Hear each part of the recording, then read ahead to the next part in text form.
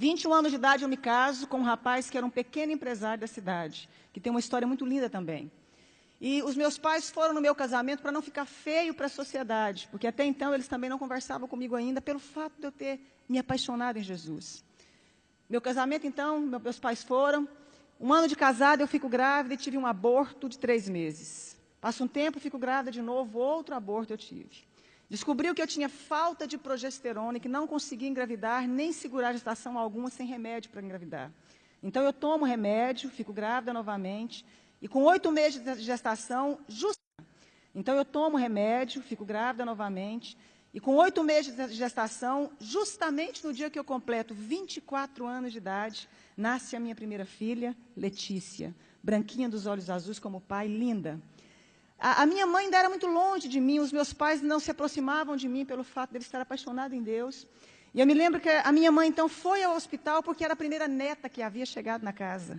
E neto quebranta muito o coração dos nossos avós, dos pais, né? Mamãe foi no hospital e eu me lembro que eu pensei assim, que coisa boa, que bom que a minha mãe veio aqui agora me ver a netinha, né? E eu lembro que quando a minha mãe chegou, passados uns 10 minutos, pediram a minha menina, a enfermeira me pediu a neném para dar banho na neném e me devolver para me ter alta. A minha mãe, então, sai do quarto, chama a minha mãe, entrega a neném, passa um pouquinho, a minha mãe sai do quarto, chamaram também meu marido, e eu fiquei sozinha.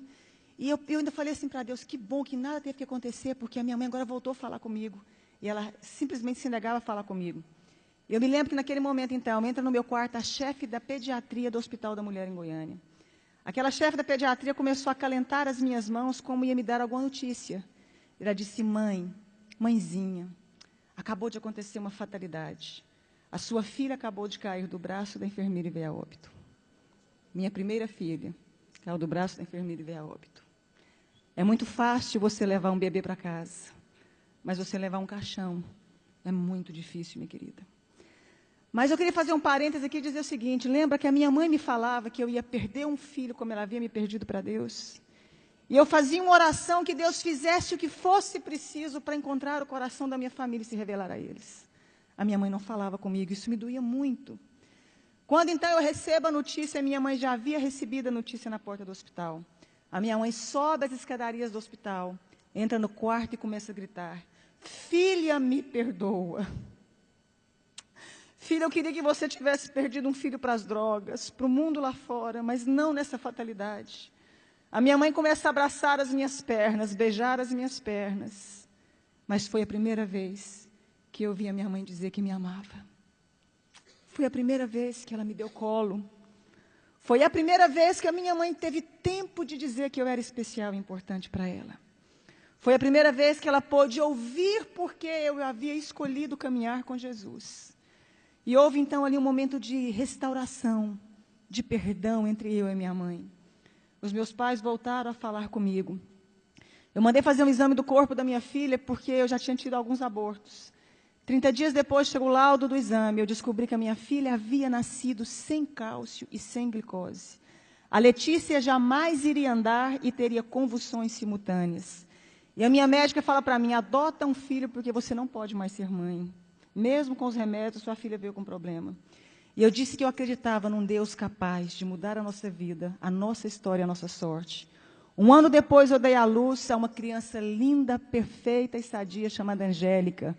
Faz 11 anos, mês que vem.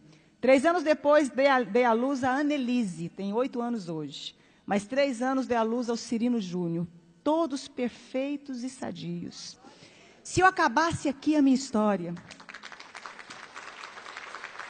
você já poderia dizer que esse Deus é maravilhoso.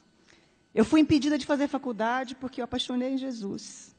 Eu lembro que eu escutava uma frase muito comum, que eu ia casar com um pé rapado e com um Zé Ninguém. Com um homem sem futuro, porque não existiam pessoas prósperas no meio que eu convivia. Me casei com meu esposo, ele era um pequeno empresário de fato. Veio o Plano Real naquela época, os meus pais perderam tudo. A minha irmã, que doutorou na Itália, foi trabalhar, não deu conta de exercer a profissão dela. Os meus irmãos todos ficaram desestruturados junto com os meus pais. E Deus levanta o meu marido com grande prosperidade. Deus começou a honrar um rapaz que até hoje tem a 4ª série colegial. E é considerado o maior empresário no ramo de carro no estado de Goiás. Deus começou a honrar o meu esposo de uma forma sobrenatural.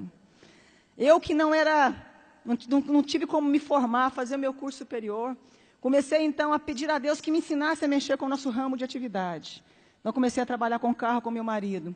Hoje nós temos um grupo de 4 empresas de carro, temos uma fábrica que eu desenho, sonho com os modelos das roupas, acordo e desenho, fabrico, tenho uma grife com meu nome. Né? E como se não bastasse, comecei a fazer programa de televisão falando de Deus, falando de como sai de crise, falando de como superamos os momentos difíceis da vida. E aí, autodidata ainda, Deus achou que não estava bom, me fez virar escritora. Tenho 35 livros escritos, 7 deles editados, né? E sou presidente também de uma ONG chamada Mulheres que Fazem a Diferença. Eu pude entender algo na minha vida, que quando a gente acha que a gente não é ninguém, e que não tem como mais resolver a nossa história, existe um Deus capaz de fazer um milagre na sua vida. Existe um Deus capaz de mudar toda a sua história. Para terminar, os meus pais, quando perderam tudo, vieram trabalhar para nós. Meu pai trabalhou como meu motorista há muito tempo. Agora eu dei um caminhão para ele trabalhar na cidade do interior, cuidando de frete. A minha mãe é a chefe da minha fábrica. Os meus irmãos um tempo trabalharam conosco. Todos eles vieram trabalhar conosco. Deus, meu pai um dia chorando me disse, um dia eu te disse que Deus mudasse a sua história, mas eu não imaginava que eu fazia parte dela. E eu quero dizer uma frase para você, dentro do nosso tema. A pessoa que é covarde, ela não tenta fazer nada na vida. O fracassado, ele não termina. E o vencedor não desiste. Você nasceu para vencer.